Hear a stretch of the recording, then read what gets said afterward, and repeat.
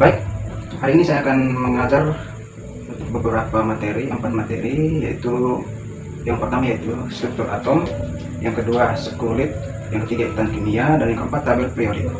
Untuk yang pertama saya akan membahas tentang struktur atom. Untuk struktur atom, kita tahu bahwa struktur atom merupakan satuan dasar materi yang terdiri dari inti atom beserta awan elektron yang bermuatan negatif yang mengelilinginya. Jadi di sini jumlah proton pada atom menentukan unsur kimia atom tersebut, dan jumlah neutron menentukan isotop unsur tersebut. Untuk yang pertama kita akan belajar tentang model-model atom menurut para ahli atau yang diusulkan oleh para ahli. Untuk yang pertama yaitu model atom John Dalton. Teori atom Dalton ini dikemukakan berdasarkan dua hukum, yaitu hukum kekalahan massa dan hukum perbandingan tetap. Teori atom Dalton dikembangkan dan didasarkan atas 3 asumsi pokok, yaitu yang pertama, setiap unsur kimia tersusun oleh partikel-partikel kecil yang tidak dapat dihancurkan dan dipisahkan, yang disebut atom. Selama mengalami perubahan kimia, atom tidak bisa diciptakan dan dimusnahkan. Untuk yang kedua, semua atom dari suatu unsur mempunyai massa dan sifat yang sama, tetapi atom-atom dari suatu unsur berbeda dengan atom-atom dari unsur yang lain, baik massa maupun sifat-sifatnya yang berlainan. Yang ketiga, dalam senyawa kimia, atom-atom dari unsur yang berlainan melakukan ikatan dengan perbandingan angka sederhana. Untuk yang kedua yaitu model atom Thomson. Pada atom Thomson ini dia menggambarkan seperti ini. Ini adalah lingkaran atom dan di dalamnya terdapat beberapa elektron yang terpencar di dalamnya. Di mana atom ini terdiri dari atom ini bermuatan positif dan elektronnya ini bermuatan negatif. Jadi gambarnya seperti ini model atom Thomson, ya. Maka keseluruhan atom ini menurut Thomson bersifat netral. Untuk yang ketiga yaitu model atom Rutherford. Anthony Henry Becquerel, yaitu seorang ilmuwan dari Prancis, menemukan bahwa uranium dan senyawa-senyawanya secara spontan memancarkan partikel-partikel. Partikel-partikel yang dipancarkan itu ada yang bermuatan listrik dan memiliki sifat yang sama dengan sinar katoda dan elektron. Unsur-unsur yang memancarkan sinar itu disebut radioaktif, dan sinar yang dipancarkan juga dinamai sinar radioaktif. Terdapat 3 sinar radioaktif, yaitu yang pertama adalah sinar alfa yang bermuatan positif, yang kedua yaitu sinar beta yang bermuatan negatif, dan yang ketiga adalah sinar gamma yang tidak bermuatan.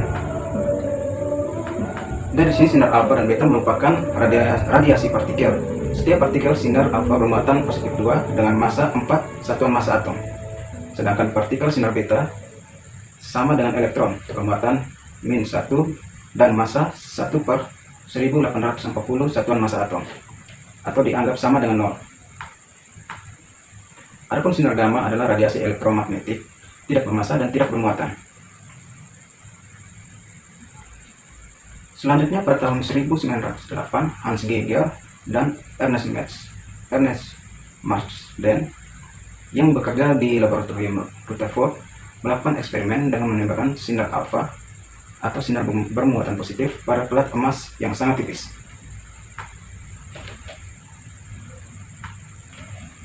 Sebagian besar sinar alfa itu berjalan lurus tanpa gangguan, tetapi sebagian kecil dibelokkan dengan sudut yang cukup besar. Bahkan ada juga yang dipantulkan kembali ke arah sumber sinar. Dari hasil percobaan keduanya, Ernest Rutherford menafsirkan sebagai berikut, yaitu yang pertama, sebagian besar partikel sinar alfa dapat menembus pelat karena melalui daerah hampa. Yang kedua, partikel alfa yang mendekati inti atom dibelokkan karena yang mendekati inti atom dibelokkan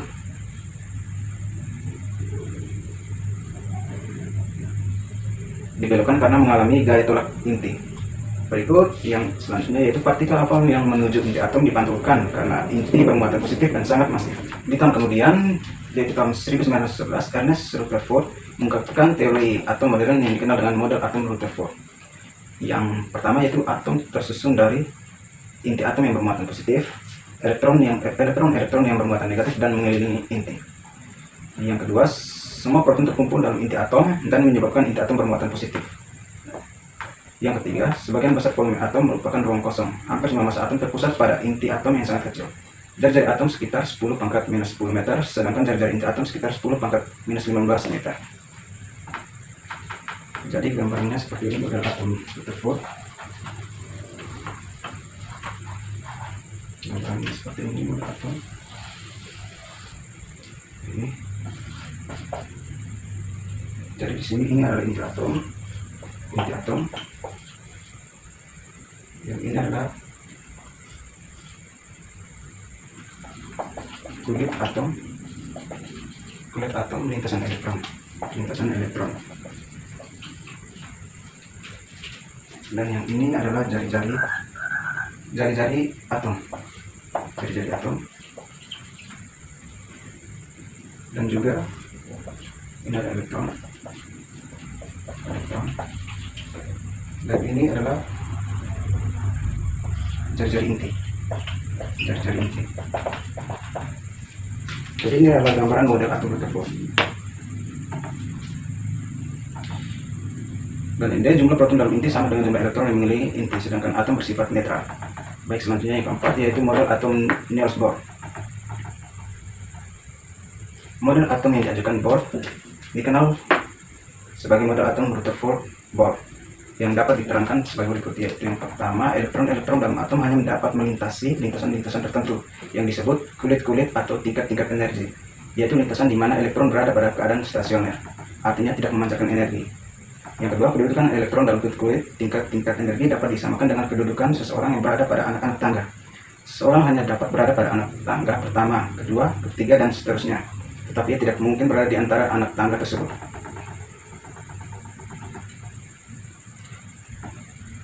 Dalam model atom Bohr ini dikenal istilah konfigurasi elektron, yaitu susunan elektron pada masing-masing kulit. Data yang digunakan untuk menuliskan konfigurasi elektron adalah nomor atom, suatu unsur di mana nomor atom unsur menyatakan jumlah elektron dalam atom unsur tersebut, sedangkan elektron pada kulit terluar dikenal dengan sebutan elektron valensi. Susunan elektron valensi sangat menentukan sifat-sifat kimia suatu atom dan berperan penting dalam bentuk ikatan dengan atom lain. Untuk menentukan konfigurasi elektron suatu unsur, ada beberapa patokan yang harus selalu kita ingat, yaitu yang pertama, dimulai dari lintasan yang terdekat dengan inti masing-masing lintasan disebut kulit ke-1 yaitu kulit K, kulit kedua yaitu kulit L, kulit ketiga yaitu kulit M, kulit keempat yaitu kulit N, dan seterusnya. Jumlah elektron maksimum atau paling banyak yang dapat menempati masing-masing kulit adalah, contohnya sama seperti ini.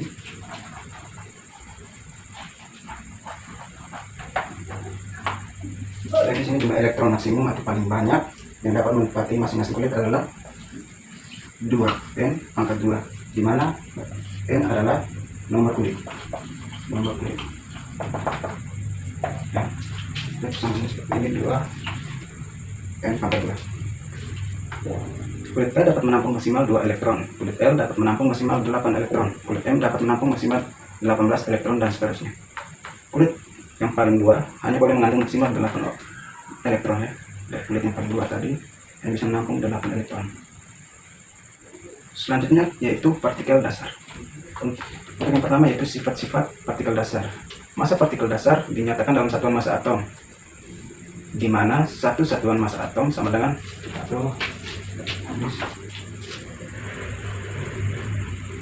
jadi di sini satu satuan massa atom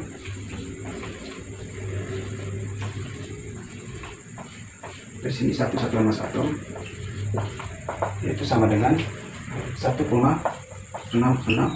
kali 10 pangkat minus 24. Jadi di sini satuan massa atom, satu satuan massa atom bernilai 1,66 kali 10 pangkat minus 24 gram.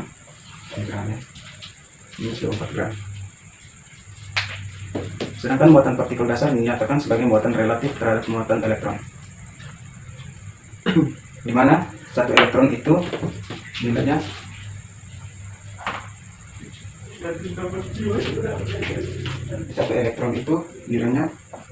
sama dengan 1,60 kali 10 pangkat minus 19 coulomb. Jadi di sini satu elektron yaitu sama dengan minus 1,60 kali 10 pangkat minus 19 coulomb. Massa satu proton sama dengan massa satu neutron, masing-masing satu satuan massa atom. Massa elektron lebih kecil daripada massa proton atau neutron. Untuk yang kedua yaitu susunan atom. Seorang ahli, Henry Gwyn Jeffreys Moseley, menemukan bahwa jumlah muatan positif dalam inti atom merupakan sifat khas masing-masing unsur.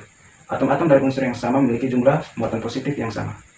Moseley kemudian mengusulkan agar istilah nomor atom diberi lambang Z untuk menyebutkan jumlah muatan positif dalam inti atom. Nomor atom unsur menunjukkan jumlah proton dalam inti. Setelah dilakukan percobaan, diketahui bahwa atom tidak bermuatan listrik, yang berarti dalam atom jumlah muatan positif sama dengan jumlah muatan negatif, sehingga nomor atom juga menunjukkan jumlah elektron dalam unsur. Nomor atom Z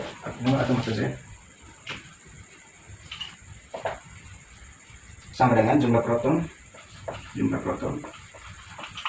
sama juga dengan jumlah elektron.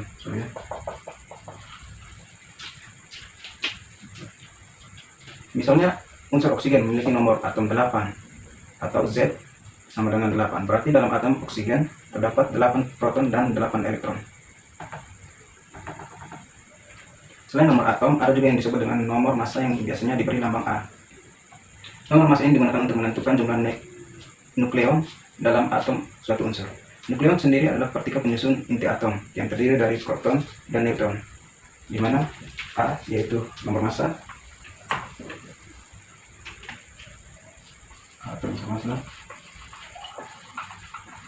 sama dengan jumlah proton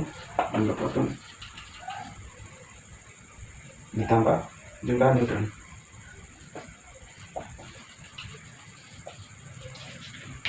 Jadi di sini A atau nomor massa sama dengan jumlah proton ditambah jumlah neutron. Dalam penulisan atom, nomor massa A ditulis di sebelah kiri atas, sedangkan nomor atom Z ditulis di sebelah kiri bawah dari lambang unsur. Jadi persamaannya jadi begini: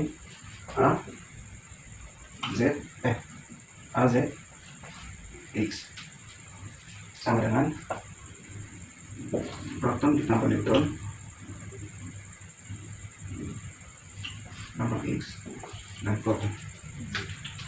Di mana nilai X ini adalah lambang unsur dan A adalah nomor atom dan Z yaitu nomor atom. Di mana di sini X adalah lambang unsur, A adalah nomor massa, dan Z adalah nomor atom.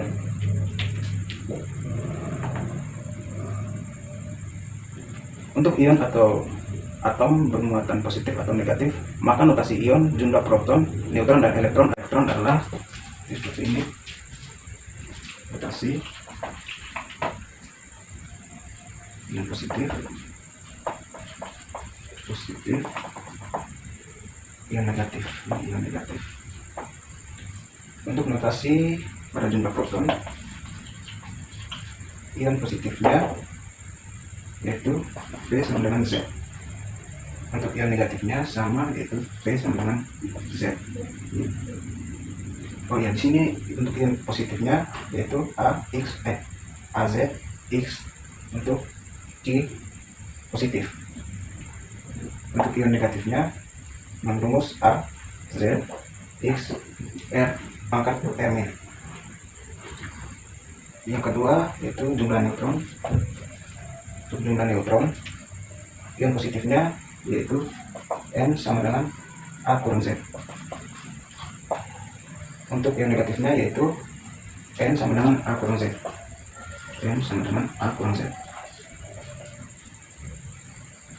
Yang ketiga yaitu jumlah elektron. Untuk jumlah elektron, ion positifnya yaitu E sama dengan P kurang Q. Untuk ion negatifnya yaitu E sama dengan P ditambah R.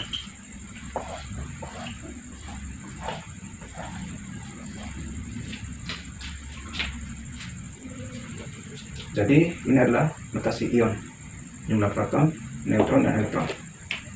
Selanjutnya yaitu kita masuk pada isotop, isobar, dan isoton. Untuk yang pertama yaitu isotop. Salah satu teori Dalton menyebutkan bahwa atom-atom dari unsur yang sama memiliki massa yang sama.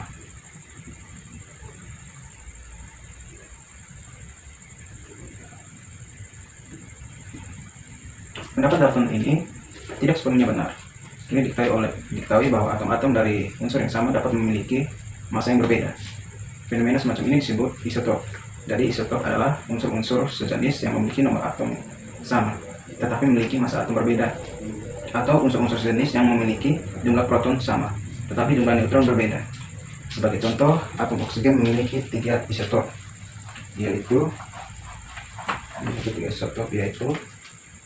16, 8, 0. Untuk O, ion O sama dengan 17, 8 O, dan 18, 8 O. Jadi ini adalah atom oksigen 3. Jadi ini adalah 3 isotop dari atom oksigen. Selanjutnya yang kedua yaitu isobar. Jadi isobar adalah atom dari unsur yang berbeda, mempunyai nomor atom berbeda, tetapi mempunyai nomor massa yang sama. Contohnya yaitu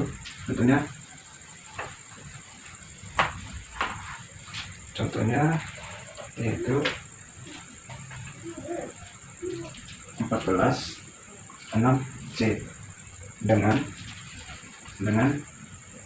14 7N dan 24 11Na dengan 24 12Mg.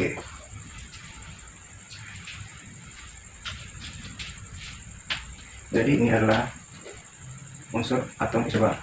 Yang ketiga, isoton. Isoton adalah atom dari unsur yang berbeda atau mempunyai nomor atom berbeda, tetapi mempunyai jumlah neutron sama.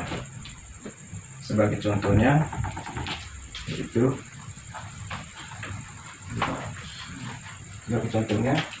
13 6C dengan 14 7N dan 31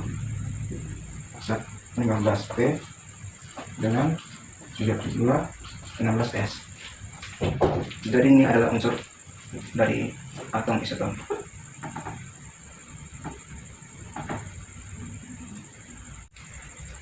Model atom Bohr merupakan suatu dasar dari konfigurasi elektron dengan bentuk yang masih umum berkaitan dengan Baik, selanjutnya kita masuk pada topik yang kedua atau materi yang kedua, yaitu kulit dan subkulit konfigurasi elektron. Model atom Bohr merupakan suatu dasar dari konfigurasi elektron dengan bentuk yang masih umum berkaitan dengan kulit dan subkulit. Konfigurasi elektron merupakan suatu himpunan atau kumpulan elektron-elektron yang masih menempati bilangan kuantum utama atau N yang sama. Dalam teori kimia dapat dijelaskan bahwa atom Kn dapat menampung 2N 2 elektron. Misalnya, jika kulit pertama bisa menampung 2 elektron, kulit kedua 8 elektron, dan kulit ketiga 18 elektron. Sedangkan subkulit atom pada konfigurasi elektron merupakan suatu elektron-elektron yang memiliki bilangan kuantum azimut L dalam suatu kulit. Nilai-nilai L atau bilangan kuantum azimut yakni 0. Nilai-nilai L atau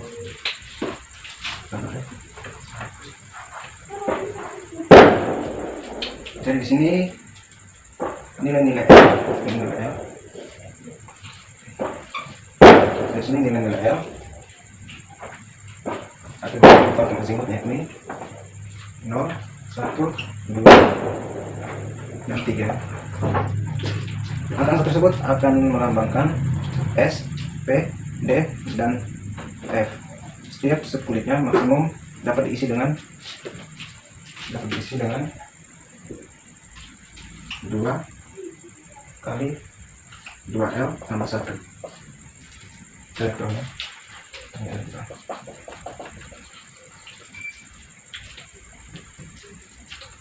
Jadi bahannya seperti ini, bahannya itu seperti ini.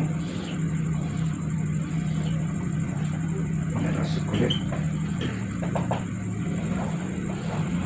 dan adalah jumlah elektron. Jadi di sini subkulitnya yaitu S, P, D, dan F. Untuk jumlah elektronnya, untuk subkulit S jumlah elektronnya itu 2 elektron. Untuk subkulit P jumlah elektronnya yaitu 6 elektron.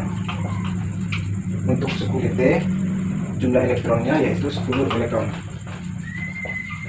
Untuk sekulit F, jumlah elektronnya yaitu 14 elektron.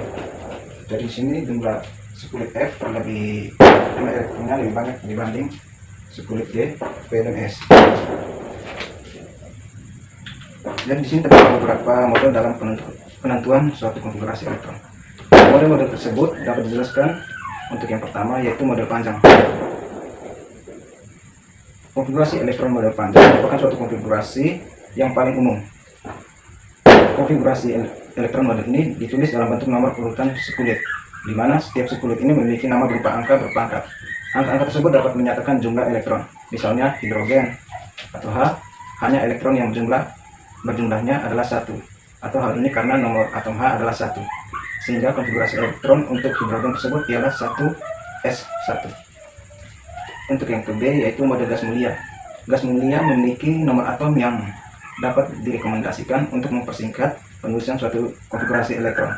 Tujuannya adalah agar penulisan konfigurasi elektron ini tidak terlalu panjang. Misalnya pada konfigurasi elektron P, jika menggunakan konfigurasi elektron model panjang, dituliskan dengan 1s2, 2s2, 2p6, 3s2, 3p3. Akan tetapi dengan menggunakan model gas mulia ini dapat dituliskan menjadi ini. Tuliskan menjadi Ne 3s2, 3p3, 3s2 dan 3p3. Hal ini karena neon atau Ne juga merupakan salah satu gas mulia dengan nomor atom 10 dengan konfigurasi 1s2, 2s2, 2p6. Untuk yang C, yang berikutnya C, pengisian elektron. Aturan dalam penulisan konfigurasi elektron ini tidaklah ditulis sembarangan, akan tetapi penulisannya harus berdasarkan kenaikan energi yang dialami elektron. Untuk urutan atau penyusunan dalam suatu pengisian elektron diawali dari 1s hingga 8s. Urutan pengisian elektron tersebut adalah sebagai berikut, yaitu 1s, 2s, 2p, 3s, 3p, 4s, 3d, 4p, 5s, 4d, 5p, 6s, 4v, 4f, 5d, 6p, 7s, 5f, 6d, 7p, dan 8s. Selanjutnya, konfigurasi elektron ion. Dalam suatu konfigurasi elektron ternyata terdapat beberapa unsur yang terionisasi. Unsur-unsur yang dapat terionisasi ini jumlah elektronnya akan berubah atau berkurang. Misalnya pada besi yaitu Fe.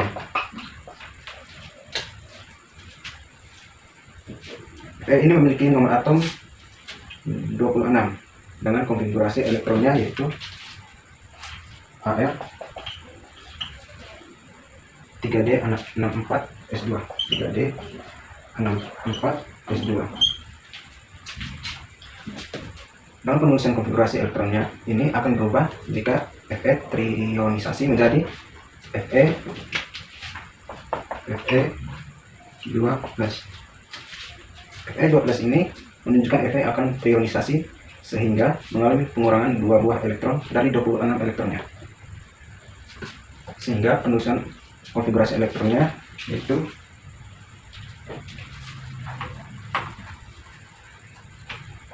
Fe12, yakni penulisan konfigurasi elektronnya yaitu 2E Fe12, yakni Ar 3D6 3D6.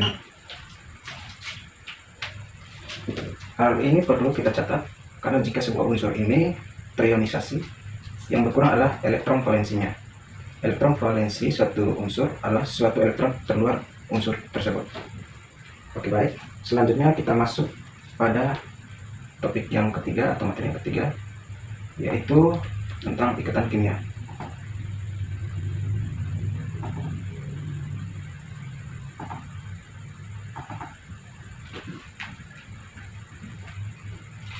Ikatan yang kita tahu adalah ikatan kimia adalah gaya yang mengikat atom-atom dalam molekul atau gabungan ion dalam setiap senyawa.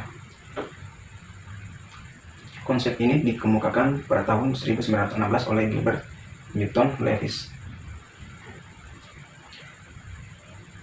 Konsep tersebut adalah yang pertama, kenyataan bahwa gas-gas mulia atau He, Ne, Ar, Ne, Ar, Kr dan Kr, Xe dan Rn.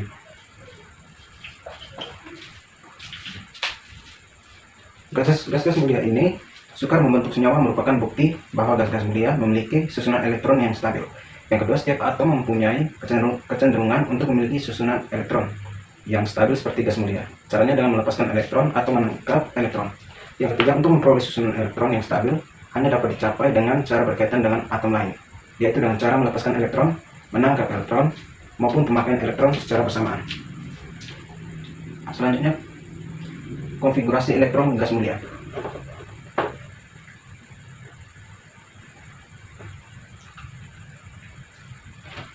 Kestabilan ini dibandingkan dengan unsur ini, unsur gas mulia merupakan unsur yang paling stabil. Kestabilan ini disebabkan karena susunan elektronnya berjumlah 8 elektron di kulit terluar, kecuali helium, atau mempunyai konfigurasi elektron penuh. Hal ini dikenal. Jadi itu tadi adalah tabel konfigurasi elektron unsur-unsur gas mulia. Dalam mempelajari ikatan kimia ini, kita juga perlu memahami terlebih dahulu tentang lambang Lewis. Lambang Lewis adalah lambang atom disertai elektron valensinya. Elektron dalam lambang Lewis dapat dinyatakan dalam titik-titik atau silang kecil.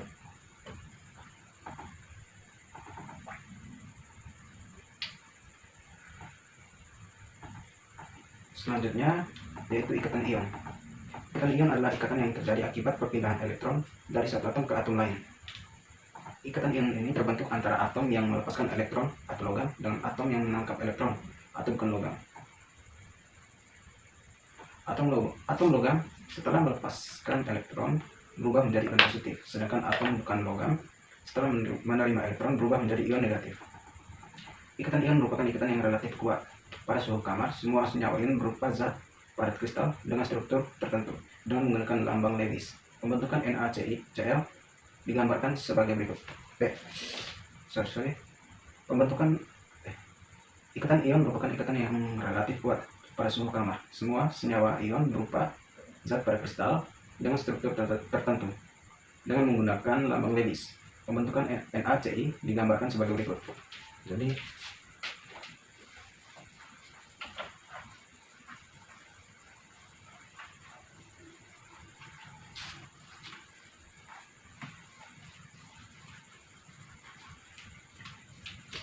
pembentukan NaCl satu menggambar pembentukan NaCl. Jadi Na ini tanda Lewis X di atas satu silang ditambah Ci, sini ada lambang Lewis dua, satu sini, dua sini, dua sini, dan nampak Na lambang Lewis plus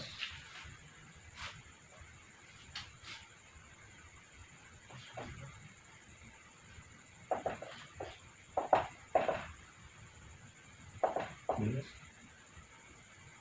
menjadi NaCl. Jadi ini adalah pembentukan dari NaCl. NaCl mempunyai struktur yang berbentuk kubus, di mana tiap ion Na+ dikelilingi oleh 6 ion Ci-, dan tiap ion Ci- dikelilingi oleh 6 ion Na+.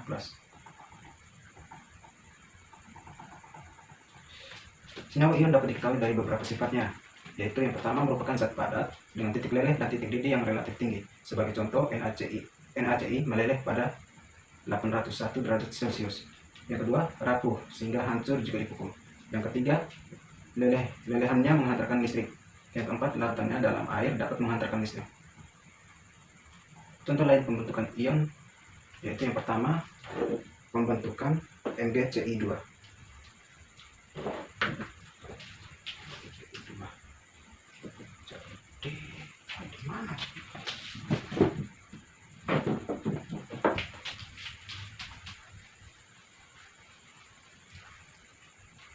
Pembentukan MgCi2, MgCi2,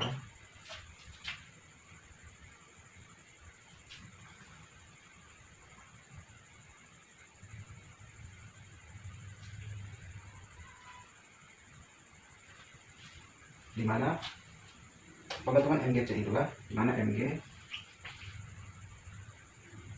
atau Z sama dengan 12 dan Ci sama dengan Ci atau Z sama dengan 17. Jadi ini mempunyai konfigurasi elektron menjadi Mg berbanding 2,8,2, sedangkan Ci nya berbanding 2,8,7. Mg dapat mencapai konfigurasi gas mulia dengan melepaskan 2 elektron, sedangkan Ci dengan menangkap 1 elektron. Baik, selanjutnya yaitu ikatan ion. Ikatan ion adalah ikatan yang terjadi akibat perpindahan elektron dari satu atom ke atom lain. Ikatan ion ini terbentuk antara atom yang melepaskan elektron atau logam dengan atom yang menangkap elektron atau bukan logam. Ikatan ion merupakan ikatan yang relatif kuat. Pada suhu kamar, semua senyawa ion berupa zat padat kristal dengan struktur tertentu dengan menggunakan lambang Lewis. Pembentukan NaCl digambarkan sebagai berikut.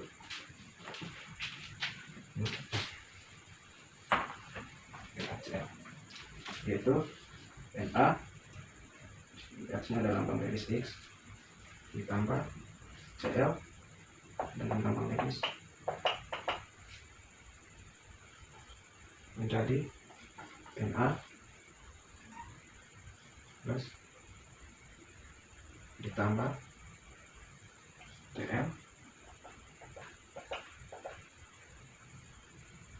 minus menjadi NaCl.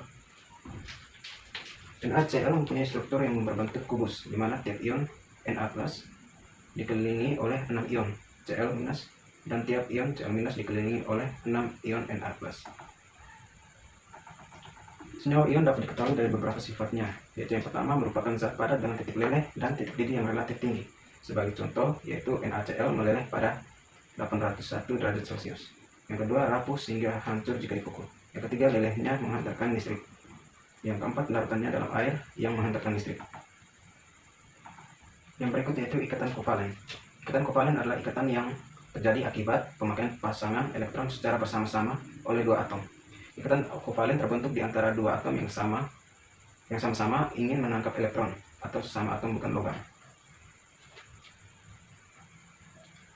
Cara atom-atom saling mengikat dalam suatu molekul dinyatakan oleh rumus bangun dan rumus struktur. Rumus struktur diperoleh dari rumus Lewis dengan mengganti setiap pasangan elektron ikatan dengan sepotong garis. Misalnya rumus bangun H2 adalah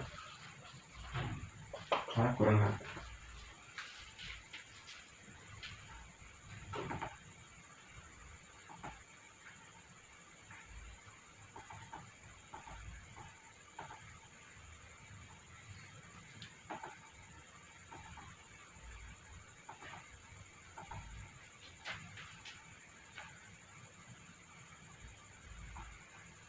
Selanjutnya yaitu ikatan kovalen koordinasi. Ikatan kovalen koordinasi adalah ikatan kovalen di mana pasangan elektron yang dipakai bersama hanya disumbangkan oleh satu atom, sedangkan atom yang satu lagi tidak menyumbangkan elektron. Ikatan kovalen koordinasi hanya dapat terjadi jika salah satu atom mempunyai pasangan elektron bebas atau PEB.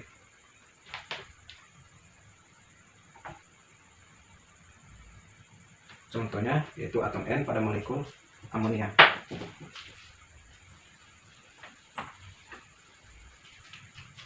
Pada molekul amonia mempunyai satu PEB. Oleh karena itu, molekul NH dapat mengikat ion H+ melalui ikatan kovalen koordinasi sehingga menghasilkan ion amonium NH4+. Dalam ion NH4+ terkandung 4 ikatan, yaitu 3 ikatan kovalen dan 1 ikatan kovalen koordinasi. Itu seperti ini. H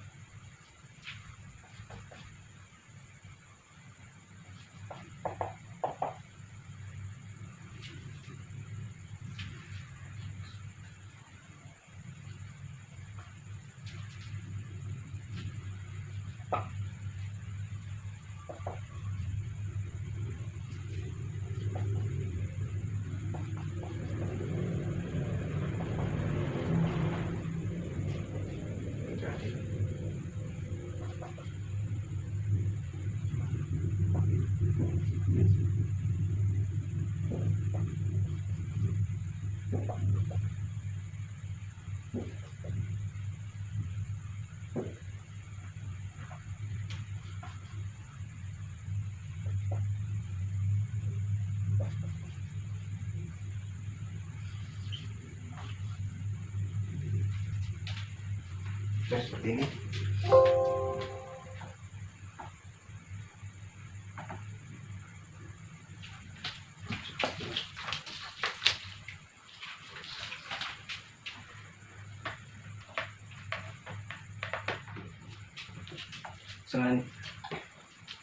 Selanjutnya yang ke B, polarisasi ikatan kovalen.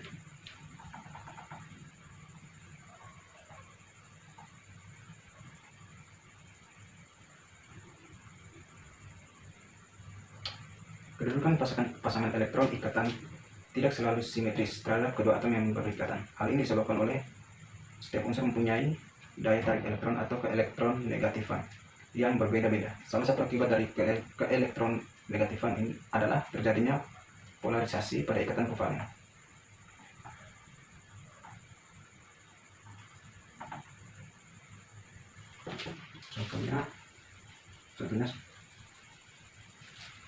Contohnya ini bagi ikatan A.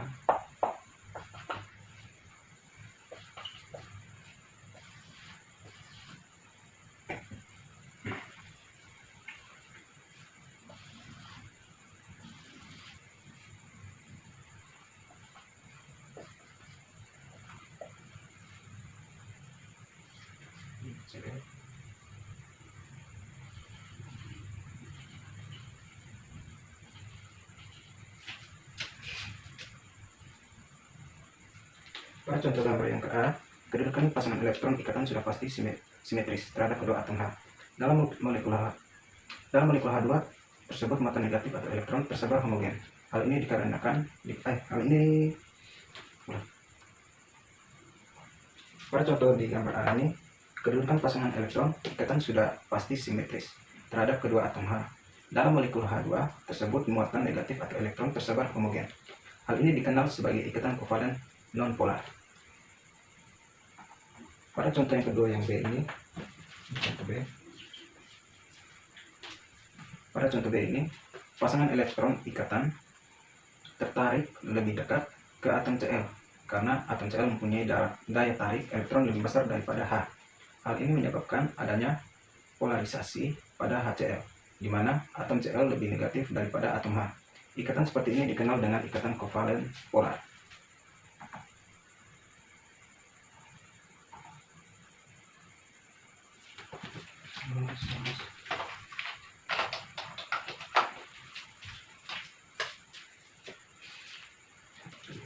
Kepolaran dinyatakan dengan momen dipol atau mu. Lambangnya mu.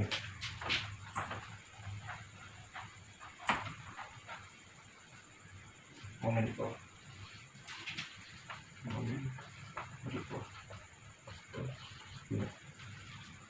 Yaitu hasil kali antara muatan Q dengan jarak R. Jadi persamaannya yaitu mu sama dengan Q dikali R. Satuan momen dipol adalah dB. D, di mana 1D sama dengan 3, nilai 1D sama dengan 3,33 kali 10 pangkat min 30 km. Momen dipol dari beberapa senyawa diberikan pada tabel. Bisa akan gambar.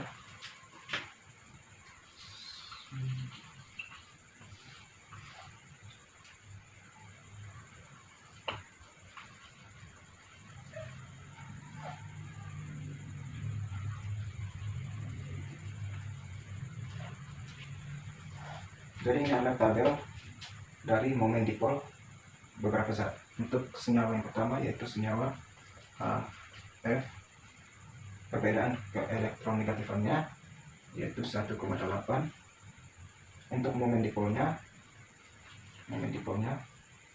yaitu 1,91. Selanjutnya senyawa yang kedua yaitu HCl, yaitu 1,0. Untuk perbedaan keelektronegatifannya 1,0, momen dipolnya yaitu 0,79. Untuk senyawa yang ketiga yaitu HBr, dimana perbedaan keelektronegatifannya nilainya yaitu 0,8 dan momen dipolnya yaitu nilainya 0,79. Selanjutnya yaitu HL, dimana perbedaannya selanjutnya HI, dimana perbedaan keelektronegatifannya nilainya 0,5 dan momen dipolnya nilainya 0,38. Jadi itu adalah tabel momen dipol beberapa zat. Baik, selanjutnya kita masuk pada pengecualian dan kegagalan aturan oktet. Untuk yang pertama yaitu pengecualian aturan oktet. Pengecualian aturan oktet dapat dibagi dalam 3 kelompok, yaitu yang pertama, senyawa yang tidak mencapai aturan oktet. Senyawa yang atom pusatnya mempunyai elektron valensi kurang dari 4 termasuk dalam kelompok ini. Hal ini menyebabkan setelah semua elektron valensinya dipasangkan tetap belum mencapai oktet. Contohnya adalah BeCl, contohnya yaitu BeCl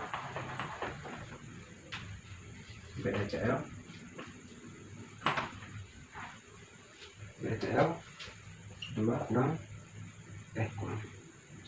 BeCl 2, BeCl 3 dan AlBr3.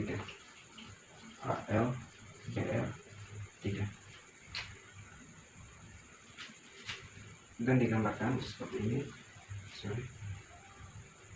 Cl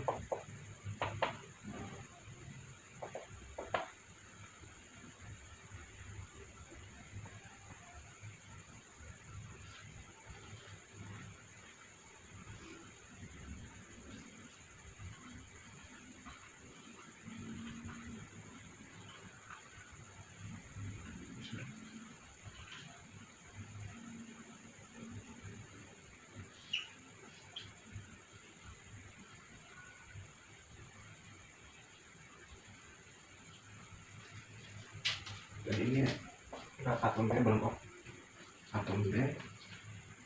belum oktet. Yang kedua yaitu senyawa dengan jumlah elektron valensi ganjil. Contohnya adalah NO2, contohnya itu NO2,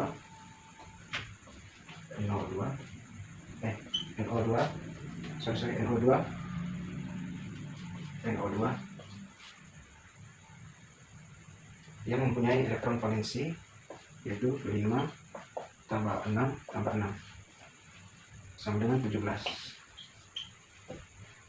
Kemungkinan rumus Lewis untuk NO2 yaitu sebagai berikut.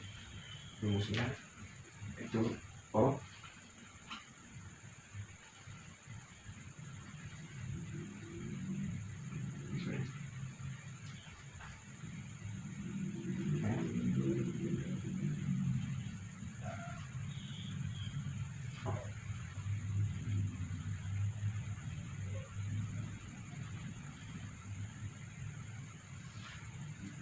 jadi rumusnya seperti ini.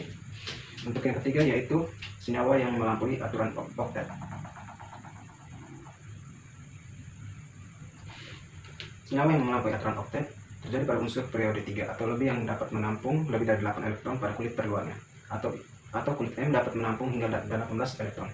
Beberapa contoh adalah PCl5, SF6, ClF3, IF7, dan SbCl5. Dengan rumus untuk ketiganya yaitu Cl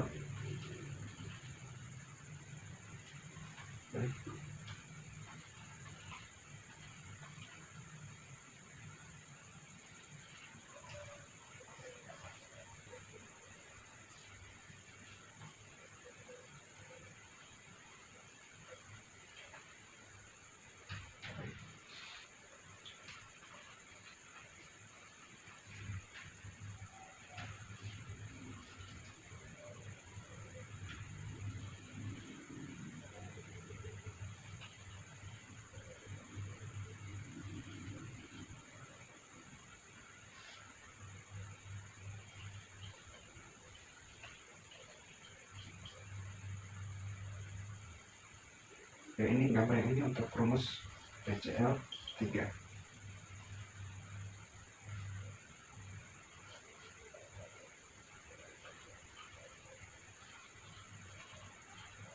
Nah, jadi di sini adalah gambar untuk rumus PCl 3. Selanjutnya untuk rumus SF6. Saya menggambar rumus untuk SF6. SF6. Gambarnya seperti ini.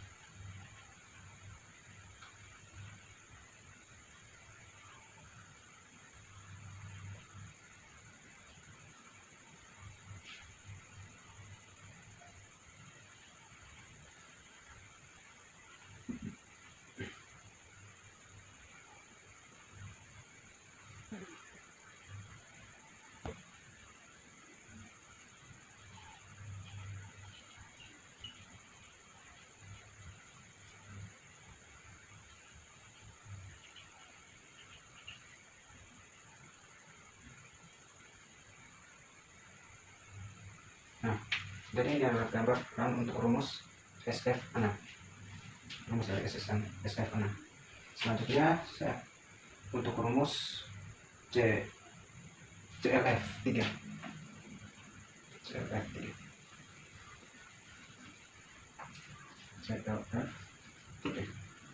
Itu seperti ini.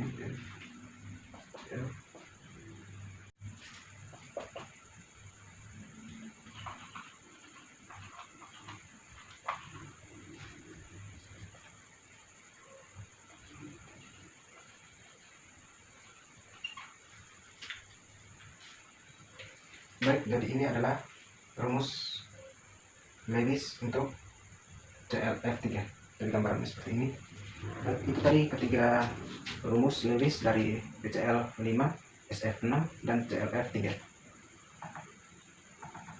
Selanjutnya yang ke B, yaitu kegagalan aturan oktet. Aturan oktet gagal meramalkan rumus kimia senyawa dari unsur transisi maupun post transisi. Unsur post transisi adalah unsur logam setelah unsur transisi, misalnya Ga, Sn, dan Bi. Sn mempunyai 4 elektron valensi, tetapi senyawanya lebih banyak dengan tingkat oksidasi +2. Begitu juga Bi yang mempunyai 5 elektron valensi, tetapi senyawanya lebih banyak dengan tingkat oksidasi +1 dan +3. Pada umumnya, unsur transisi maupun unsur post transisi tidak memenuhi aturan oktet. Selanjutnya yaitu ikatan logam. Ikatan elektron valensi dalam atom logam bukanlah ikatan ion juga. Ikatan ion juga bukan ikatan kovalen sederhana.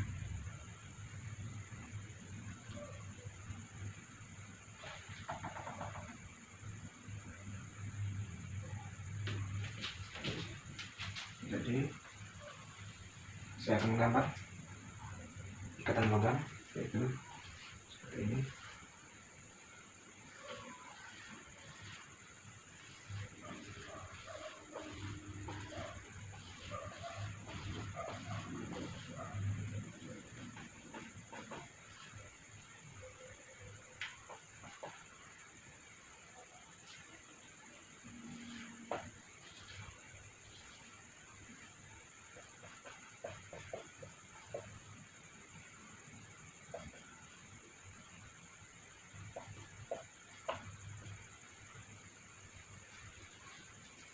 Nah, jadi ini adalah gambaran ikatan logam. Ya.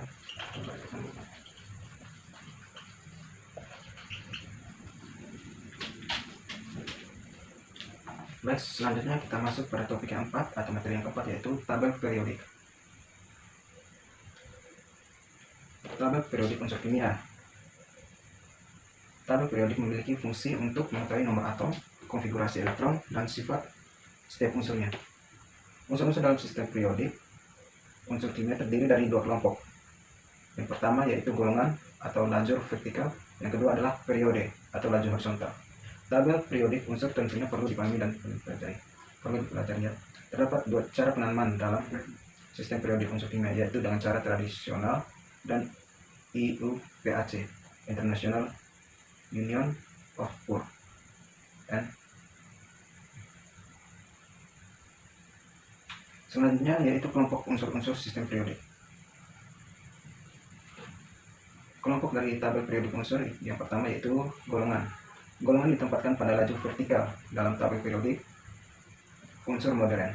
Penentuan golongan berkaitan dengan sifat-sifat yang dimiliki unsur tersebut. Unsur-unsur dalam satu golongan memiliki sifat-sifat yang mirip. Beberapa golongan diberi nama khusus, yaitu golongan Ia disebut golongan alkali atau kecuali H, terdiri dari H, Li, Na, K, Rb, Cs, Fr. Golongan itu tadi golongan yang pertama ya, golongan pertama A. Yang kedua yaitu golongan kedua A disebut golongan alkali. Tanah terdiri dari Be, Mg, Ca, Sr, Ba, Ra. Yang berikutnya yaitu golongan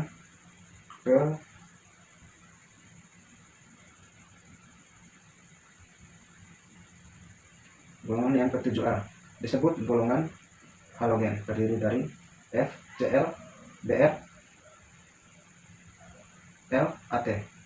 Golongan 8A disebut golongan gas mulia, terdiri dari Ae, Ne, Ar, Kr, Kr, Xn, Rn. Golongan 3A disebut golongan boronaluminium, terdiri dari B, Al, Ga, Rn, Ti. Golongan yang ke-4A disebut golongan karbon silikon, terdiri dari C, Si, Ge, Sn, Pb. Golongan 5A disebut golongan nitrogen fosforus, terdiri dari N, P, As, Sb, Bi. Golongan yang ke-6A disebut golongan oksigen belerang, terdiri dari O, S, Se, Te, Po. Golongan 1B sampai dengan golongan 8B disebut golongan transisi. Yang kedua yaitu periode. Periode ditempatkan pada lajur horizontal dalam tabel periodik unsur kimia. Periode suatu unsur menunjukkan nomor kulit yang sudah terisi elektron atau N terbesar berdasarkan konfigurasi elektron. Dalam suatu periode unsur terdapat 7 periode, yaitu periode yang pertama terdiri atas 2 unsur, periode yang kedua terdiri atas 8 unsur, periode yang ketiga terdiri dari 8 unsur, periode yang keempat terdiri dari 18 unsur, periode yang kelima terdiri dari 18 unsur, periode keenam terdiri dari 32 unsur, 18 unsur seperti periode keempat dan kelima, 14 unsur deret lantanida. Periode ketujuh merupakan periode unsur yang belum lengkap, terdapat deret actinida.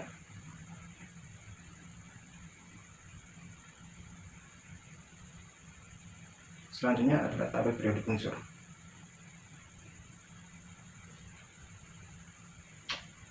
Nama-nama unsur kimia dan simbolnya, yaitu yang pertama hidrogen, simbolnya H, helium, simbolnya He, lithium, simbolnya Li, berlium, simbolnya Be, dan seterusnya, dan masih banyak. Dan tabel periodik unsur juga sama, nama-nama unsurnya dan cara baca nama-nama unsur dan simbolnya. Selanjutnya yaitu sifat sistem periodik unsur.